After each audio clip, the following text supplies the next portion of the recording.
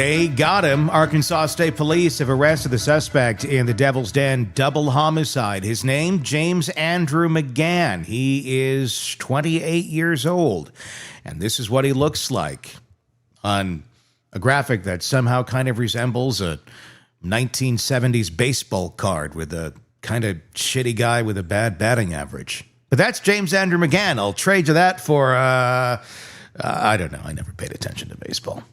Anyway, special agents with the Arkansas State Police have arrested James Andrew McGann, like I said, 28 years old, of Springdale, in connection to the double homicide that occurred on Saturday, July 26, 2025 at Devil's Den State Park. I was able to get in contact with the eyewitnesses who provided the sketch of this man, and I'll put it up on the screen here so you can see that too. That was the sketch, and this is the man. Not bad, I would say. The ones who talked to us exclusively here at the Hidden Killers podcast and True Crime Today on Sunday, about 24 hours after this took place, their image, their recollection of this man is part of what led police to find and identify this killer, allegedly. They confirmed to us earlier today, after I passed this picture by them, actually just in the last hour since it's come out, I simply said, "Is this the guy?" Their response was a simple yes. That's their words. McGann was taken into custody at 4:57 p.m. on Wednesday, July 30th, 2025, at a business in Springdale, Arkansas. He was charged with 2 counts of capital murder. Clinton David Brink, 43, and Christian Amanda Brink, 41, were fatally attacked while hiking with their 2 girls, who were 7 and 9. They were not injured and are safe, but as for their mental state, that's going to be something they're not going to get over. When we were talking with a dispatcher here on the program on Sunday, what she described to us was this. If you haven't already heard it, this is what was described, and this is allegedly from the children to the dispatch center.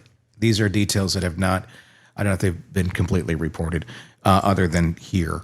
The couple were approached by this man, this alleged man right here, the alleged killer. The father was stabbed in the chest immediately. The mother, confused, screaming, "Why are you doing this?" Children seeing all of this happening and mom yelling, "Run as fast and far as you can." The kids took off. And they ran as far and fast as they could. And according to the dispatcher, they told the dispatcher that they ran until they could no longer hear their mother's screams. That's when you don't forget.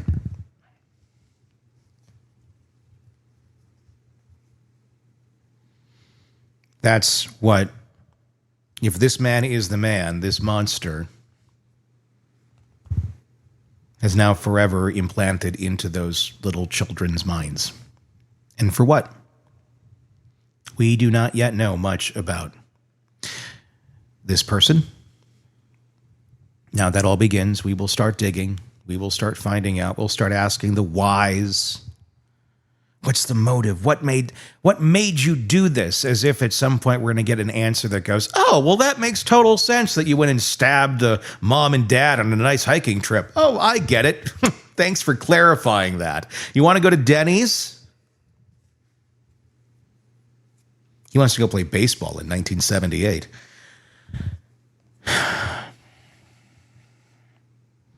But we'll search for answers, and those kids deserve it. Will those answers ever make sense? No. Because there is no sense to be made in any of this. Despite the tip line not working for 3 days, or not fully working, I guess I should say, just where most of the people can't get through. Despite not warning the public for 6 hours between this happening and then letting everybody in that park know, hey, there's a double homicide that took place over here, and you got kids and campers and everything, and there's a guy running and escaping down the road, and we don't tell the public, and we don't have any press conference to assure everybody that they're okay, and now we're finally having one. Great. I'm glad we finally get some answers. But you got to say, as happy as I am, and congratulations on getting this guy however you got him, but I got to say, come on, next time, be a little more communicative to the community, please. They're asking for it. It's not me being an ass. Although it is kind of fun sometimes. But seriously, nobody wants to be at odds here. Glad you found them. But next time, less trauma on the community. Okay? Thank you. He was found getting his hair cut. This is video from an eyewitness. And the actual woman who was cutting his hair. She wrote online on Facebook this evening, so I'm cutting a guy's hair. I'm shaking because now there's cops and detectives told them I haven't swept up the hair in case they need it, and they 100% said they did.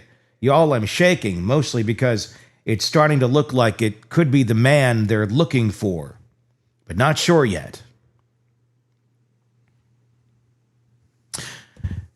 She then posted these images, the video, as you can see, officers looking to be evidence marking in the salon of hair that was cut off of the man.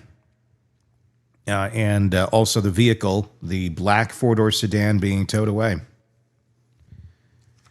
There were multiple videos online this afternoon showing what many had thought could possibly be the suspect. This other one here showing a large amount of state troopers. And we can confirm those are, in fact, Arkansas state troopers, but we cannot confirm the validity of the video in terms of if it was shot today or what the history or the story is on that, if it was just thrown out into the ether to confuse.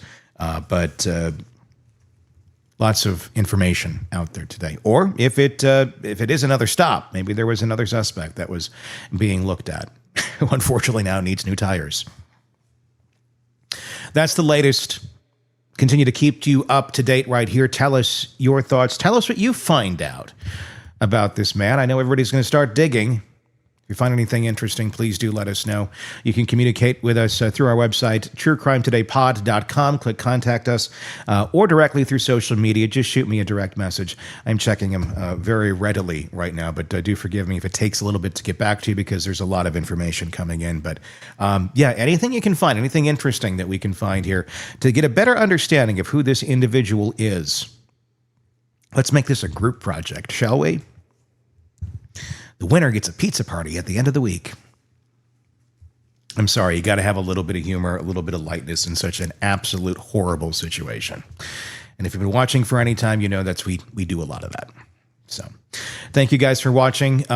We will keep you up to date. Until next time, I'm Tony Brueski. We'll talk again real soon. Want more on this case and others? Then press subscribe now and don't miss a moment of true crime coverage from Tony Brueski and the Hidden Killers podcast.